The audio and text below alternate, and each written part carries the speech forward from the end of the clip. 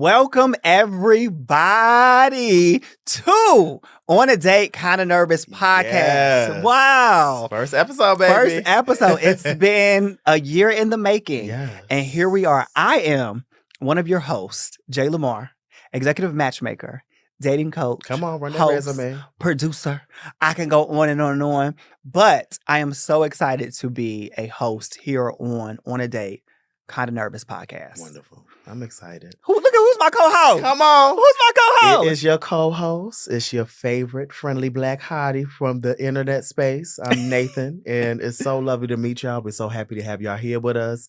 And we're going to get into some good stuff, good topics today. Yeah. So the purpose of On a Date Kinda Nervous podcast is to create a safe space to talk about dating, love, relationship, sex. You lit up for that one. Sex. And just create a safe space to have that discussion. Right. Because there's so many things that are being discussed on social media. There's so much stuff being discussed in our group chats, in our friend circles. So this is a safe space for people just to come and have those discussions. Have a good time. We will not be the only hosts. Yes. We will be here every episode. Yeah. The checks have cleared. We'll be here every episode. Okay. Contracts renewed. We're not going nowhere. However, we will have singles come on our podcast. Special guests. And talk about their dating experiences. Yes. And it's going to be quite a journey and quite a ride. And we are just so thankful that we are sitting in these seats to really be a reflection and I feel like create the discussion of what dating is like from a black gay perspective. And we're going to have some fine men on here, y'all. So yes, the lineup is hot. It's hot, it's steamy. I've never slept with any of them. Okay. I don't understand why would you say that. What that got to do with anything? So, you know what? I think that let's get into our first question. Start us off, baby. Yeah. So, if you had to fill out a dating app profile, what are some of the things that will be listed on your dating app profile? Are we talking about a dating app or are we talking about one of them little apps? I said a dating app. We ain't said about the app. You know what I'm saying? We ain't said about the app yet. Well, for my dating apps, I usually just write, I'm a charismatic potty mouth from New York. I'm being held hostage in LA, following dreams, a pleasure seeker. Those are usually things that I just put on my dating app profiles. What about you, boo? For me, I always list the fact that I'm a Taurus. Like, I think that is, zodiac signs are important to me. We match. I'm a Scorpio. You're right. We match. So I always list that I'm a Taurus, but then I always do like the greater than, less than. What's that? So I always do like comparison. Like, okay. I prefer Beyonce over anybody else. If I had to choose between Brandy and Monica, I'm going to go hard for Monica Denise. I like those type of things on my dating apps because I feel like, not dating apps. But on my dating app profile, because I feel like it creates discussion. Also, probably. And controversy. Discussion. Discussion, okay. But I feel like just, as a dating tip for anybody out there, like putting those things on your dating app profile allows people to not only get to know you, but also ask you questions. Like, why do you prefer Monica over Brandy? You know what I'm saying? Why is Beyonce the queen of all queens when it comes to this industry? And so on and so forth. I also list like what I'm looking for. Okay. So, which is, I'm single. Okay. We're going to get into that. Okay. Because today's episode is, do you know why you're single? Do you know why you're single? Okay. And then, and what I'm looking for. Okay. So I think let's just jump right into. Let's do it. So, okay, talk to me about why you're single. For me, I have been single for going on 10 years. The journey for me being single was so personal. It was something that I had to do. Right. I was in multiple relationships throughout my 20s. Okay. I was engaged multiple times in my 20s. And when that last engagement ended, I made a promise to myself that I had to acknowledge the fact that I was the common denominator in those relationships. Not that I did anything wrong. I think the only thing that I did wrong was I did not love myself first. So I made a promise to myself that, hey, you're going to go to therapy. You're going to spend the rest of your 30s single. When you hit 30, revisit the conversation of relationship. Yeah. And then see where you are. Yeah. I did that. I got to 30. Yeah. And I was like, I'm not ready.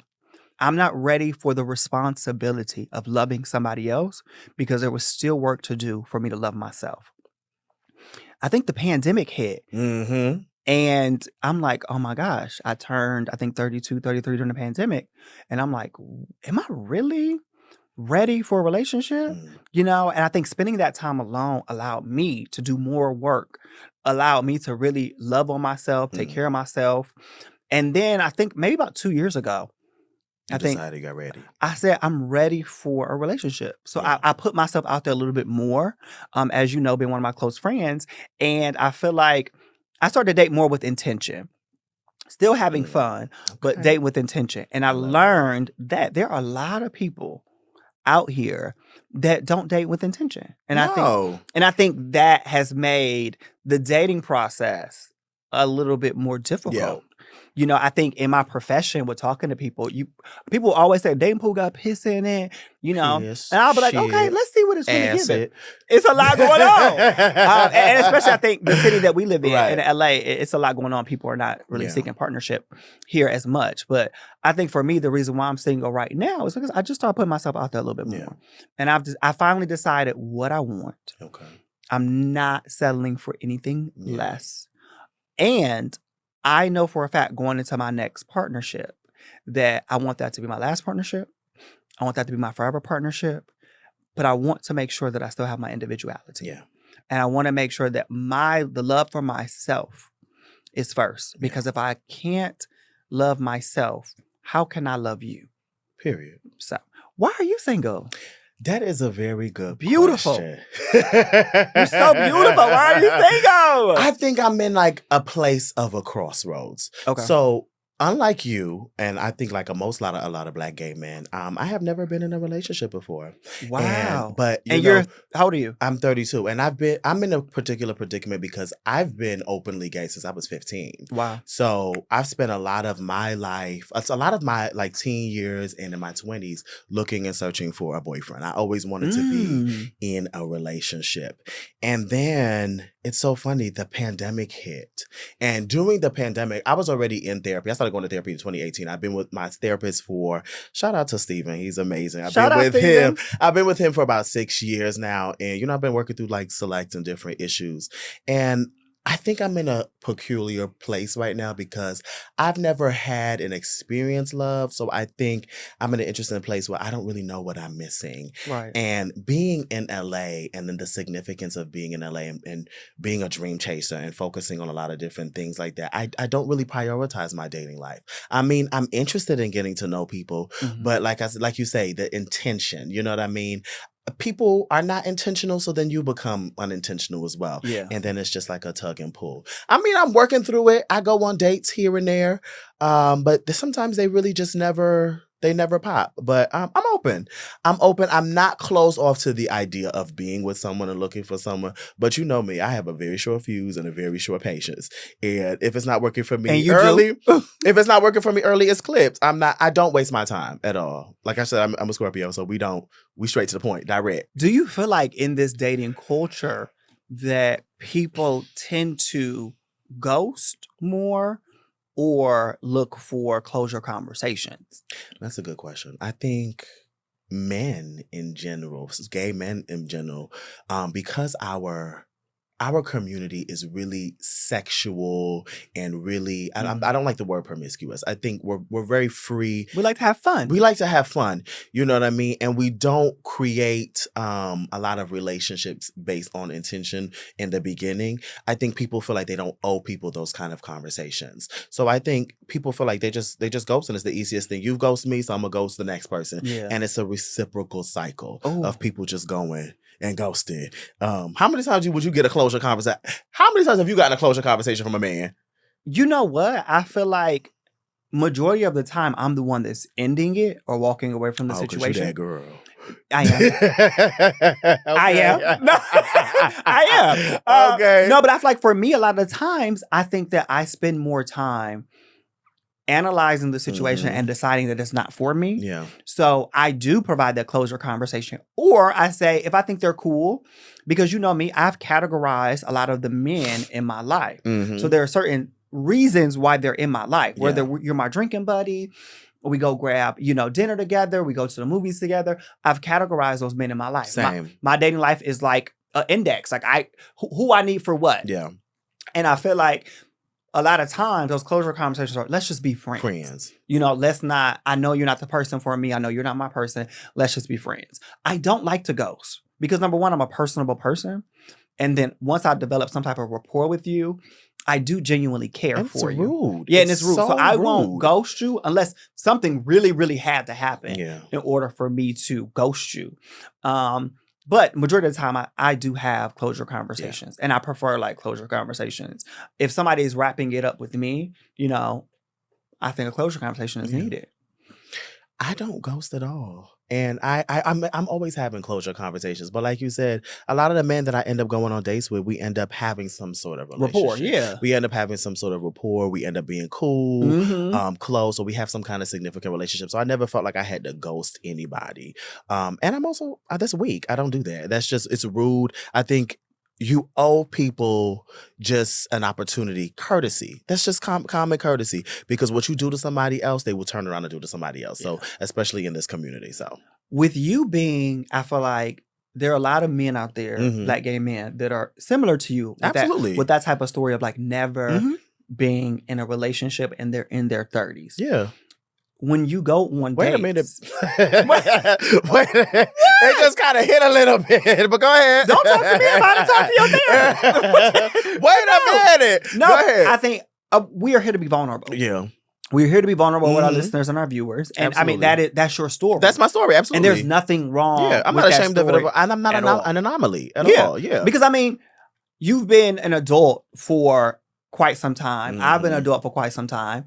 Now it's been 10 years that I've been single. That's a long time. That's a long time. And you've been single for a little bit longer. Yeah. So do you feel like when you go on dates, people kind of question why you've never been in a relationship? And do you think for them, they may see that as like a yellow flag? It could be for some people because it really just depends on who you are as a person. I think once you get to know me, you know that I'm a commitment person. I've had friends I'm 32. I've had friends for my longest friend I've had since I was 29. I just know how to commit to people. It's just weird. I don't want to say weird. It's just been different in the space of dating and getting to know people. I also think that because we are Black gay men, we start off a little bit later in life. Yeah. We don't get to date in high school. We don't get to really go on those, dates. We are in our 20s. That's when we start developing our personality, our actual personalities, dating personalities. You know what I mean? And then also with heterosexual people, they're sometimes on the same level playing field. A lot of us are all discombobulated in terms of the playing field that we're on. Some of us are much more mature than others. So, yeah. I mean, even if you see it as a red flag, it's fine. I don't mind because I'm sure I would say it's ever a red flag. I'm just a yellow flag. It's like what? Some people like slow down. Yeah. They're wondering. You know what I'm saying? I feel like there's nothing wrong with having a yellow flag. It just creates a conversation and question like as to why. I feel like for me, I've been single for 10 years. So with me being 35, probably 36, I do get people that ask, like, you've been single for 10 years. Why? And then also we're attractive men. We're attractive, yeah. So it's like, well, what's wrong with oriented? Yeah, we have business. We business. We about our business. We have our priorities lined up. And so that is a lot of people are like, why are you? I mean, we get it. Yeah. We get it more when we travel. Yeah, we do. Than we do in LA. I think, especially with people like us, we're not pressed. I think, especially for me, somebody who has never been in a relationship, my transition I've changed. I'm no longer interested in like looking for one. If it happens for me, then it happens. If it doesn't, which in time it will. It will. I don't feel like I've lost anything. Yeah. Like I said, I can afford a 2-bedroom apartment in LA by myself. So what can you do for me? Nice. Okay. She's in a new build.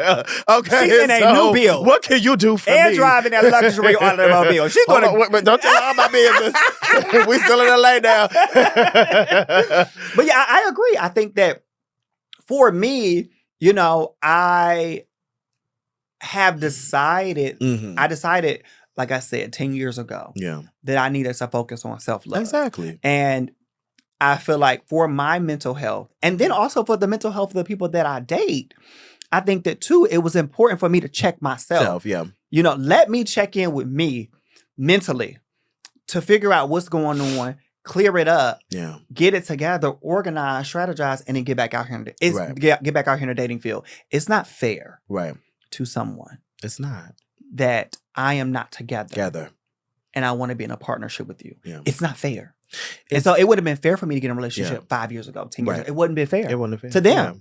They would have been so busy handling my healing that they would not have had access to my heart. Ooh, come on, y'all. I think Sign up for my services. I do. I think that you being in this space is good for you. Mhm. And now that you are a healed person, Yeah. how does that look like when you go and you go outside and you start dating? Because a lot of people don't do that self-reflection. I think self-reflection and self-actualization is very difficult. You want to know something funny? Being healed in dating makes dating fun. Oh, we know because you have a good time. I do. I see that roster. Okay. We decided that we weren't going to get personal on this podcast with each other. But it's made dating fun. Yeah. It's made dating really, really fun. Because you don't take it too seriously. I take the experience Mhm. serious, Right. but I also take it for surface value. Yeah. Whatever it is in that moment, I accept it, I appreciate it, and I enjoy it. Right. If I go on a date with somebody and we go bowling and we have drinks and we have a good time and we laugh, and at the end of that date decide, you know what, we are better off friends. You enjoy the Or experience. I enjoyed the experience. We had a good time. Mhm. We had a great time, and that's it. I don't harbor any bad feelings because it didn't work. That's such a great outlook to look at. I never thought about that, just looking. Because, I think after going on I used to get so annoyed after going on a date and it just didn't really Mhm. hit. I would be annoyed. But I think it's starting to just understand that experiences happen. Just take it for what it is and try to move on. Nathan, I think the problem is a lot of times your expectations drown out your experiences. Period. If you're going into a date with Mhm. all these expectations, you've already created a fairy tale Say it in your head of what you wanted. So you're not even present for the experience with that person because you've already decided what type of Yeah. experience you want. That's not fair to that person. Before we switch gears, I just want to say this. Sometimes people be just boring. If you got all this personality and you go into a date with somebody and they're just not like as enthusiastic as you, and you find like that you're doing a lot of the legwork, it can be a little bit exhausting. I think it's very interesting because you know that I like more chill guys. Mhm. So me dating, like you may think he's boring. I like that because I feel like I bring the excitement. But I don't think those are the same things. You can be chill, but know how to carry a conversation. Yeah, but I think making somebody feel comfortable, I've always had this natural given talent of finding the introverts in a room and helping them become extroverts in a situation. So you a predator. No, what in the world? No. But I've always had that gift ever since yeah. I was in grade school. So, yeah. I would always befriend Yeah. the introverts. Right. And then, not make them into extroverts, but kind of be that friend that brings them out of their shell. Out of their shell. In dating, it's the same way for me. Okay. I feel like I tend to attract introverts. Yeah. And then we have fun and we have a good time and I bring them out of their With your shell. extroverted personality, Mhm. you don't find that can be overwhelming for them? No. Yeah. Because I know when to turn it off. You know me. Yeah. When I'm at home and I'm chilling, Bonnet on, sweatpants, Bonnet on, and relax. coochie cutters, and crop top, and I'm chilling. Because I talk all day for a We're living. living, so yeah. So when I'm home You and in wanna my space, unwind. I'm unwinding, I'm And you chill. wanna relax. And so that's why I think I like the introverted men or Yeah. the more quieter men because when they do come over, it's chill. It's chill. I want to know, we travel a lot, but I want to know your experiences dating outside of LA and being in LA because I have some comments. You know what? Dating in LA compared to other places Yeah. is, I feel like, it's limited in LA. People move to LA Very. to chase dreams, not chase love. Love, yeah. So everybody that's here is focused on their dreams, which is amazing. But that also means that nobody's really focused on partnership and relationship. Everybody wants to have a good time, but they don't want nothing to distract them from their dreams. Now, when we go to DC, when we go to Dallas, when we go to Houston, we always go married. Okay, we married. We get to those cities and it's like, why are we in a relationship on this 3-day trip? Yeah, it's crazy. It's crazy. Woo. And it's like, but then we meet those people and they always ask us Yeah. like, why are you single? And we be like, because we live in LA. We live in LA. And then but the weird thing is we develop some type of rapport then. Yeah. We come back to LA and it dwindles down because we're not in their city. We're not in their city, yeah. So I think that because those cities kind of cater to a lot of people in relationships. When we go to DC, Dallas, Houston, a lot of people, they're already in relationships or they're seeking partnership. Yeah. Here, people are chasing their dreams. They've already accomplished great things. They've already bought homes. Now they're looking for people to share. Those are settled down cities. I tend to find that here, there's a few factors that, and I'm going to get a little funny, but so one, this is a very expensive city. So I think everybody's head is above water. Like everybody's just like really looking, for their next gig. Yeah. Everybody's an entrepreneur or like everybody's in some kind of field where they pretty much work for themselves in the industry. Another thing is, especially if you're like us and you really love Black men, there are not a lot of Black professionals here outside of the entertainment industry. And that makes it really, really difficult to start dating, to date. Everybody's in entertainment. And in those spaces, those guys are either known or they're very private or they're very particular about who they're interested in getting to know. You know what I mean? And then just be a little shady. I think a lot of people like come here from like Kansas and like Mississippi and they're like fours in their hometowns. Everybody gets to rebrand and be a different person. So don't laugh. That's my thing. So I feel like there's not refurbished. I think that there's an authenticity that are missing from the men in LA. Yeah. That not in LA specifically. I mean, I would say Hollywood because that's a very important distinction to make. Yeah. So I think there's an authenticity that's missing from those kind of men that we actually kind of value in those other cities, those bigger cities that we're in, settled down cities. Yeah. Which I mean, like I said, we can go to a Houston and a Dallas and a DC. Oh, when you say Texas, I just get so excited. You know how it is. But we go there and we immediately find, people that we vibe with. Yeah. And it's hard for us to leave. Come on. I'm trying to talk. Maybe y'all can help me. I'm trying to talk Nathan into us renting houses in DC, Dallas, and Houston this summer. Just 3 or 4 weeks at a time. We bounce from city to city and we just explore. That could be a show. Give us some money so we could go ahead and do it and we'll film it and record it. Yes. But I think that would be such a great idea because I feel like, number one, I mean, maybe season 2 of our podcast could be in those cities. But then also I feel like we can really figure out, how dating works in those cities. I've never lived in DC. Yeah. I never lived in Dallas. I lived in Houston for like 6 months. So I really don't know how their dating life is opposed to how it is in Atlanta and LA. I'm curious to know if the people that are in those cities, like they're just talking trash because ain't nothing going on here. Like I'm curious. I wonder if they feeling that way. We would be talking mess if we had only visited once. Yeah. We were in Houston 3 times last year. I think I went 4. Because I didn't make there quarterly. I didn't make that 3rd trip. I was in a situation. Yeah. But as soon as that situation was over, we hopped on the plane and went back to Houston. I had to make up for that loss. Let's talk about your sex life as a single person. Yeah. What about it? How has it been? 10 years of being single, you've been scrubbing it, doing it, enjoying it.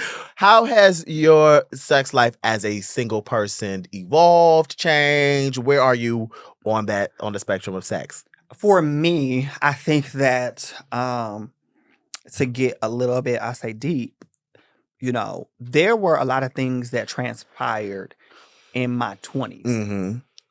In relationships and outside of relationships that made me just very cautious of like sleeping around. And I think for me, I was often like scared of sex. This is pre-prep. Yeah. So like I was scared of sex because of what was happening to a lot of beautiful men in our generation at that time. And so it made me very nervous about having sex. And then I had a huge situation happen, a huge scare that really turned me off to sex. Yeah. But I was, celibate for 2 years. Yeah. And, I had to coming out of celibacy, it's really a crazy story. I don't know how personal we want to go to this podcast, but it's really a crazy story where I actually a doctor instructed me to the come. prostate thing. Yes. A doctor actually like instructed me, to come out of celibacy. Like you need, because I wasn't ejaculating, I wasn't jacking off. So it was dry. I wasn't doing nothing, and I needed to have to release as a grown man. And so even when I started back having sex, I was what they consider now a side. I was more interested in the oral. I was more interested in the jack off sessions and things of that nature because I felt like that was safer. That was safer for me. But then also I started to enjoy that aspect of sex more because back in the day, if I could be transparent, we used to just bust it down and go. I mean, back in the day, we still here. I mean, we still do it. We still here some days, holidays. Yeah. But I feel like now, we have a name to call it. We didn't have anything to call it. Yeah. But I think now as a single person, I think that, my sexual experiences, once again, with certain people, I categorize them. Yeah. And, I tend to keep like my dating list and my sex list are two different things. Yeah. As a single person. I know that. Yeah. I keep 2 people on that sex list and that's it. Right. Because sexually, that's all I can handle. What about you? I will tell you that learning how to disassociate sex and intimacy and those two things have really saved my life in terms of me just enjoying sexual experiences with people and it not being bigger than what it is. I tend to find that in our community, we will misconstrue sexual things and turn it into things that they're not. And you used to do that in your 20s, in your early 20s. But I earned a lot of agency in my life, in my late 20s. And sex is fun. I enjoy it. I have a lot of it here and there. And I tend to. So with me, people end up being in like these sexual relationships with me all the time because I'm just a fun girl. I'm a good person. You're a good time, and I got a good cat. So that works. So that works. But also just like, I think learning how to disassociate those two things really helps, especially in a community like this where everything's just so fluid. Yeah. And there's a lot of, misinterpretation of boundaries. I'll say that. I think what you said is very interesting in terms of like going between intimacy and sex. Because for me, I love intimacy. I love to. Yeah, I'm very sensual. I love to lick, rub. Like I love the sensuality of sex. So having like those random like hookups are harder for me, right? Because I like the sensuality of sex. So that's why I think for me, I just keep it limited to having sex with certain people because it ain't a hit it and go. Yeah. It's we want to eat, we chilling, we hit. We nap, we cuddle, we hit again. Like there's an experience that is limited and I don't want to share with everybody, nor do I feel like my body does not, I could be attracted to you, but it won't activate. But my body, sexually, like I don't desire you in that way. You don't desire them. And I don't feel like there's nothing wrong with either or. You can be in those spaces, you can be in spaces in the middle. So don't ever feel like because you are fun and you're having a lot of fluidity in your sex life that there's a problem. Or if that you're not really into sexual experiences like that, there's also an issue. You can be anywhere in the middle. Let me ask you about sexual position. Ooh, do they matter to you? To me, they don't because, I think for me, go ahead. I'm number one. I'm verse. Okay. Number two, I feel like I'm a flip flopper. And for me, like I desire people based on their personality. Okay. And how I'm feeling in that moment. I think that's why being verse is better for me because how am I feeling? What do I want? Do I want your cat? Or do I want your sausage? Like it just depends on how I'm feeling, how you feeling, who more prepared. It just so many things. So for me, it doesn't matter because I can date a top, I can date a bottom, I can date somebody verse. Yeah. What about you? I think it just depends on the person. Just as that overall, just Well, encompassing depend on the conversation.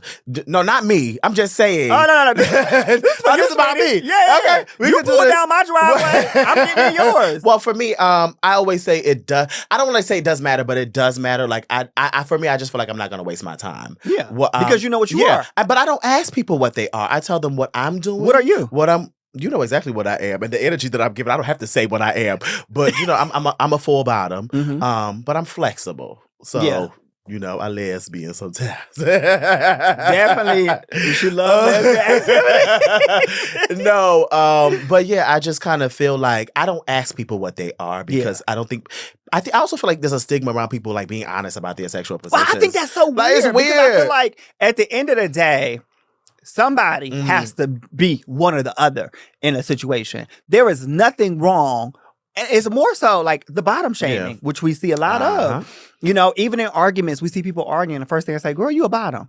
Well, what's wrong with that? Somebody got to be. I think people are not comfortable in that. Why? And then there's like also a lot of stigma around like if you are getting more pleasure from being penetrated, there's nothing wrong. Get your pleasure, sis. Yeah. Get your pleasure, bro. There's nothing wrong with that. Yesterday about dick monsters. that's also like something that's like a big thing. Big thing, yeah. So it's like I think there is a lot of stigma. There's a lot of conversations around like being a full bottom or bottoming that people don't really want to attach. Somebody to has themselves. to do it. So why not accept? Oh, people do it. People don't have a problem bottoming. They have a problem saying that they are a bottom. There's nothing wrong with There's nothing wrong with it. There is nothing wrong with it. Have fun and do what you want to do. Arch your back, boo. So recently on Twitter, there's been a conversation happening. What's the conversation? About how often you should talk on the phone with somebody that you are getting to know. So in a given day, how often should you talk to somebody that you're getting to know? For me, I like to say that I'm an adult. If I can check in with you in the morning and check in at night, that's enough for me. If we don't get to it in the middle of the day, that's also fine. But I think there is a consistency and a routine that you have to establish with somebody for them to take you seriously. Especially for me, we don't have to have a long, drawn out conversation. You're not my girlfriend, but we can.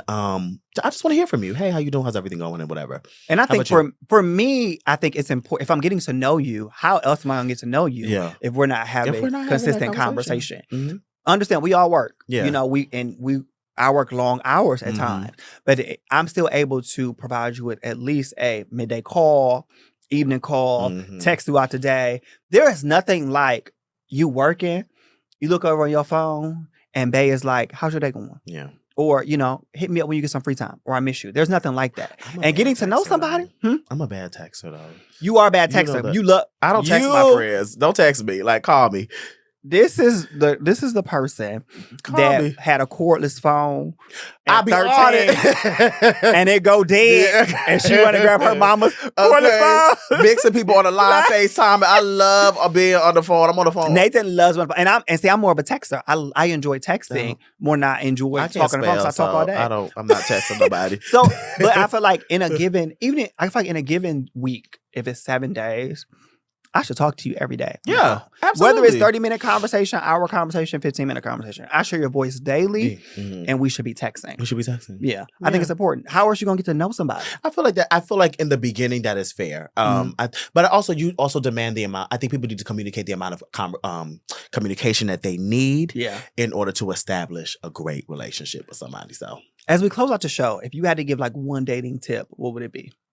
Be authentic, be honest, and don't be afraid of what you like and what you desire and expressing that. How about you? My dating tip would be love yourself. In a relationship and out of a relationship, make sure that you are in love with yourself before you start dating. Yeah. It's going to make your dating life 10 times better if you love yourself. Fun and free and all that stuff. Yeah. So y'all, thank y'all for listening to the first episode. This is our first episode. We're so proud of it. Yes. We're excited for y'all to see it. Yeah. So daters, make sure y'all tune in to the very next episode of On a Date, Kinda Nervous Podcast. Make sure y'all share. Make sure y'all like. Make sure y'all subscribe. Comment, all that. We'll see y'all on the next date. All right. Take care.